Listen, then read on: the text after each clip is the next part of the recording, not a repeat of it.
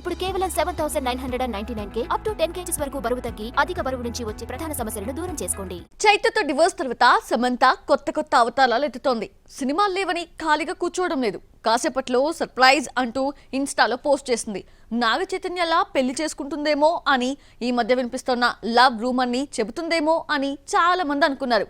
ఇంతకీ శామ్ సర్ప్రైజ్ ఏంటి?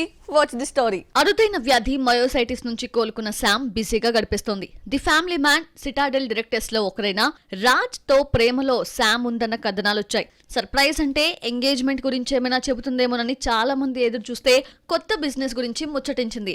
Love affair గురించి, చైతు ఎంగేజ్మెంట్ గురించి ప్రశ్నలు అడిగే ఛాన్స్ ఇవ్వకుండా జాగ్రత్త పడింది. సమంత స్పోర్ట్స్ బిజినెస్ లోకి దిగింది. వరల్డ్ పికెల్ బాల్ లీగ్ లో చెన్నై ఫ్రాంచైజ్ లో పార్ట్నర్ గా పెట్టుబడులు పెట్టింది. ఈ విషయాన్ని సమంత అధికారికంగా ప్రకటించింది. పికెల్ బాల్ చెన్నై ఫ్రాంచైజ్ తీసుకున్నందుకు థ్రిల్ ఫీల్ అవుతున్నానంటూ మాజీ టెన్నిస్ ప్లేయర్ గౌరవ్ తో కలిసి దిగిన ఫోటోని షేర్ చేసింది. శామ్ మా ఇంటి బంగారంతో నిర్మాతగా మారింది. ఖుషీ తర్వాత ఆఫర్స్ లేని ఈ బ్యూటీ సొంత బ్యానర్ లో లేడీ ఓరియంటెడ్ మూవీ తీస్తున్నా పోస్టర్ చూస్తుంటే మాత్రం యాక్షన్ మూవీ ఇంప్రెషన్ వస్తోంది. ఒకవైపు యాక్ట్రెస్ గా, నిర్మాతగా, లేటెస్ట్ గా pickle ball league Chennai franchise owner గా బిజీ అయిపోయింది. పుష్ప 2 డిసెంబర్ 6న వస్తుందా రాదా? ఈ డౌట్ చాలా కాలంగా ఉన్నా పోస్ట్ పోన్ గ్యారంటీ అన్న ధీమాతో సినిమా ఇండస్ట్రీ ఉంది. పుష్ప 2 మేకర్స్ బయటకు చెప్పకపోయినా ఫిల్మ్ ఇండస్ట్రీ మాత్రం వాయిదా గ్యారంటీ అన్న నమ్మకంతో, ధైర్యంతో ఉంది. పుష్ప 2 అనుకున్న డేట్ కి రాదన్న భరోసా వీళ్ళకెవరిచ్చారు? ఆగస్టు 15న రావాల్సిన పుష్ప 2 డిసెంబర్ 6కు వెళ్లిపోయింది. రిలీజ్ కి ఇంకా 4 నెలలున్నా అప్పటికీ రాదని ఫిలిం వర్గాలు తేల్చేశాయి. ఆ మధ్య క్లైమాక్స్ స్టార్ట్ చేసిన షూటింగ్ చకచకా సాగుతున్నా డిసెంబర్ 6న బొమ్మ పడడం కష్టమేనట. ఎట్టి పరిస్థితుల్లో డిసెంబర్ 6నే రావాలని బన్నీ పట్టుబడుతున్నా సుకుమార్ మాత్రం ససేమిరా అన్నాడని, స్పీడ్ గా షూటింగ్ పూర్తి చేయడం తన వల్ల కాదని చేతులెత్తేశాడట. రిలీజ్ డేట్స్ మారుతున్నా లెక్కల మాస్టర్ చెక్కుడు మాత్రం ఆగడం లేదు. పుష్ప 2 ఆలస్యానికి రకరకాల కారణాలు వినిపిస్తున్నాయి. డేట్స్ క్యాన్సిల్ అయితే ఫహద్ ఫాజిల్ కాల్ షీట్స్ దొరకడం కష్టం. ఈ మలయాళ నటుడిచ్చిన డేట్స్ చాలా సార్లు వేస్ట్ అయిపోయాయి. చేతినిండా సినిమాలతో ఉన్న ఫాజిల్ డేట్స్ అడ్జస్ట్ చేయలేకపోతున్నాడు. మరోవైపు ఐటమ్ సాంగ్ బ్యాలెన్స్ ఉండిపోయింది. ఐటమ్ గర్ల్ గా ఇంకా ఎవరిని సెలెక్ట్ చేయలేదు. డిసెంబర్ 6న పుష్ప 2 రాదన్న నమ్మకంతో కొందరు నిర్మాతలున్నారు. ఇన్నర్ టాక్ తెలిసింది కాబట్టే తండ్రి కొడుకులు బ్రహ్మానందం, గౌతమ్ కలిసి నటించిన బ్రహ్మ ఆనందంను డిసెంబర్ 6న రిలీజ్ చేస్తున్నట్టుగా ప్రకటించారు. పుష్ప 2 వంటి పెద్ద సినిమాను పెట్టుకుని చిన్న సినిమా ఫైటింగ్ కు దిగదు. బ్రహ్మ ఆనందం వస్తోందంటే పుష్ప 2 రాదని అర్థమే. పుష్ప 2 పాన్ ఇండియాగా రిలీజ్ కావడంతో ఇంతకాలం వెయిట్ చేసిన హిందీ నిర్మాతలు డిసెంబర్ 6న చావా మూవీని తీసుకొచ్చేస్తున్నారు. విక్కీ కౌశల్, రష్మిక జంటగా నటించిన హిస్టారికల్ మూవీ చావా టీజర్ తో పాటు రిలీజ్ డేట్ ప్రకటించారు. పుష్ప 2 రాదన్న నమ్మకమా, లేదంటే వచ్చినప్పుడు డేట్ మార్చుకుందాంలే అన్న ఆలోచన?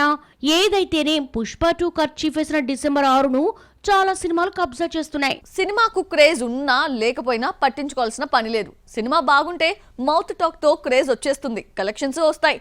సినిమా నచ్చకపోతే ఎంత క్రేజీ ప్రాజెక్ట్ అయినా ఉపయోగమే లేదు. ఆగస్టు 15న రిలీజ్ అయిన సినిమాల రిజల్ట్ చూస్తే మీరు ఇదే అంటారు.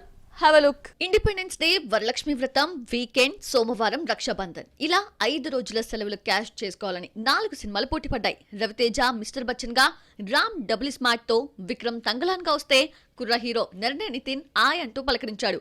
క్రేజీ ఇమేజ్ ఉన్న సినిమాలు సైతం 10 కోట్లు రాబట్టలేకపోవడం డిస్ట్రిబ్యూటర్స్ కి షాక్ ఇచ్చింది. మిరపకాయ హిట్ తర్వాత రవితేజ, హరీష్ శంకర్ కాంబో మిస్టర్ బచ్చన్ తో రిపీట్ అయింది. వరుస ఫ్లాపుల్లో ఉన్న రవితేజకు హరీష్ హిట్ ఇస్తాడని మాస్ రాజా ఫ్యాన్స్ ఎక్స్పెక్ట్ చేశారు. గద్దలకుండ గణేష్ తర్వాత 4 ఏళ్లు పవన్, ఉస్తాద్ భగత్ సింగ్ తో ట్రావెల్ చేసినా హరీష్ కి గ్యాప్ వచ్చినా హిట్ తో సమాధానం చెబుతాడనుకుంటే 5 రోజుల సెలవులు కూడా కలిసి రాలేదు. మొదటి రోజు వచ్చిన 5 కోట్లు తప్పితే ఆ తర్వాత రోజుకి 1 కోటి కూడా దాటలేదు. సినిమాను 31 కోట్లకు అమ్మితే 5 రోజుల్లో 7,73,00,000 మాత్రమే వచ్చింది. లాంగ్ రన్ లో 10 కోట్లు దాటడం కూడా కష్టమే అంటున్నారు. మిస్టర్ బచ్చన్ తో పోల్చుకుంటే డబుల్ స్మార్ట్ పరిస్థితి కాస్త మెరుగ్గా కనిపించినా పాన్ ఇండియా కలెక్షన్స్ తో పోల్చుకుంటే చాలా తక్కువ. సంజయ్ దత్ బిగ్ బుల్ గా విలనిజం చూపించినా బాలీవుడ్ ఆడియన్స్ రిజెక్ట్ చేశారు. సినిమాను వరల్డ్ వైడ్ గా 49 కోట్లకు అమ్మితే 11 కోట్లు మాత్రమే వచ్చింది. లాస్ట్ వీక్ వచ్చిన పెద్ద సినిమాలు చేతులెత్తేశాయి. విక్రమ్ ఎంత కష్టపడి మేకవర్ అయినా పెర్ఫార్మెన్స్ తో ఇరగదీసినా దర్శకుడు పారంజిత్ మరోసారి కన్ఫ్యూజన్ లో పడిపోయి విక్రమ్ యాక్టింగ్ స్కిల్స్ ని బూడిదలో పోసిన పన్నీర్లా చేసేశాడు. పాన్ ఇండియాగా రిలీజ్ అయిన తంగలాన్ తెలుగులో 6 కోట్లకు బిజినెస్ జరుపుకుంటే 5 రోజుల్లో 3,58,00,000 మాత్రమే తీసుకొచ్చింది. పారంజిత్ డైరెక్షన్ తమిళ తంబిలకు నచ్చలేదు. ఈ తమిళ సినిమా అక్కడే 30 కోట్లు కూడా రాలేదు. రంజిత్ కి రజనీ 2 సినిమాలు కబాలి, కాలా ఛాన్స్ ఇస్తే ఫ్లాప్ ఇచ్చిన రంజిత్ ఇదే సెంటిమెంట్ ని కంటిన్యూ చేశాడు. పెద్ద సినిమాలన్నీ చేతులెత్తేస్తే చిన్న సినిమా ఆయ్ ఆదుకుంది. అంచనా లేకుండా రిలీజ్ అయిన 4 రోజుల్లో బ్రేక్ ఈవెన్ అయింది. సినిమాను 3,25,00,000 అమ్మితే 4 కోట్ల షేర్ రాబట్టింది. లాంగ్ రన్ లో ఇంకో 2 కోట్లతో డబుల్ ప్రాఫిట్ అందుకునే ఛాన్స్ ఉంది. బాలీవుడ్ కి టాలీవుడ్ అంటే ఎందుకంత చిన్న చూపు? తెలుగు వాళ్ళంటే ఇప్పటికీ లోకమేనా? తెలుగు సినిమా పాన్ ఇండియా స్థాయికి ఎదిగిందన్న ఈర్ష పాతుకుపోయిందా? ఒకరేమో సాంబార్ అంటారు, మరొకరు జోకర్ అంటారు. హిందీ వాళ్ళు ఎందుకు ఇంతగా దిగజారుతున్నారు? Have a look. Telugu cinema ఎదుగుదలను చూసి హిందీ ఇండస్ట్రీ తట్టుకోలేకపోతోందా అనిపిస్తుంది. బాహుబలి హద్దులు చెరిపేసి రికార్డులు కొల్లగొట్టింది. కేజీఎఫ్, సలార్, కాంతారా, కార్తికేయ 2 వంటి సినిమాలు బాలీవుడ్ ఆడియన్స్ ను ఇంప్రెస్ చేశాయి. ఇంతలా ఎదుగుతున్న సౌత్ హీరోలను బాలీవుడ్ హీరోలు అంగీకరించలేకపోతున్నారు.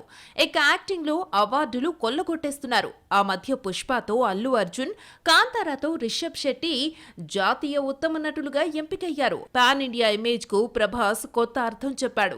సాహో తెలుగులో ఫ్లాప్ అయినా హిందీలో లాభాలు తీసుకొచ్చింది. సలార్, కల్కితో మరోసారి బాలీవుడ్ బాక్సాఫీస్ ను కొల్లగొట్టాడు. 1000 కోట్లకు పైగా కలెక్ట్ చేసిన కల్కి హిందీలో 290 కోట్లు రాబట్టింది. టైం ట్రావెలింగ్ కథకు మహాభారత పాత్రల్ని కలుపుతూ నాగ తీసిన కల్కి హిందీ ఆడియన్స్ కు నచ్చింది. అయితే బాలీవుడ్ ఆఫర్స్ లేక ఖాళీగా ఉన్న అర్షద్ వార్సీ తనని తాను ప్రమోట్ చేసుకోవడానికి నోటి దోలను మరోసారి ప్రయోగించాడు. ప్రస్తుతం బాలీవుడ్ స్టార్స్ కంటే ప్రభాస్ కు ఉన్న ఇమేజే ఎక్కువ. ఇతడే టాప్ హీరో అని వసూళ్లు చెబుతున్నాయి. ఇంతటి క్రేజ్ ఉన్న హీరోను జోకర్ అనేశాడు అర్షద్.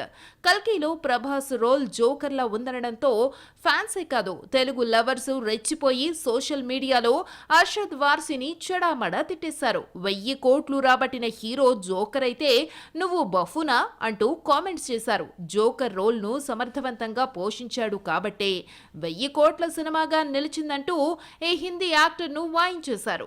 మన వాళ్లు వెండి తెరను శాసిస్తున్న హిందీ హీరోల్లో కొంతమంది మాటలతో తామింకా చిన్నవాళ్లమేనంటున్నారు. ఈ ఈవెంట్ లో షారూఖ్ గ్లోబల్ స్టార్ రామ్ చరణ్ పై నోరు పారేసుకున్నాడు. స్టేజ్ పైకి పిలిచే క్రమంలో రామ్ చరణ్ ను ఇడ్లీ సాంబార్ అని సంబోధించి చివాట్లు తిన్నాడు. తెలుగు, తమిళ సినిమాలు నార్త్ లో కోట్లు కలెక్ట్ చేస్తుంటే బాలీవుడ్ యాక్టర్స్ తట్టుకోలేకపోతున్నారేమో మరి.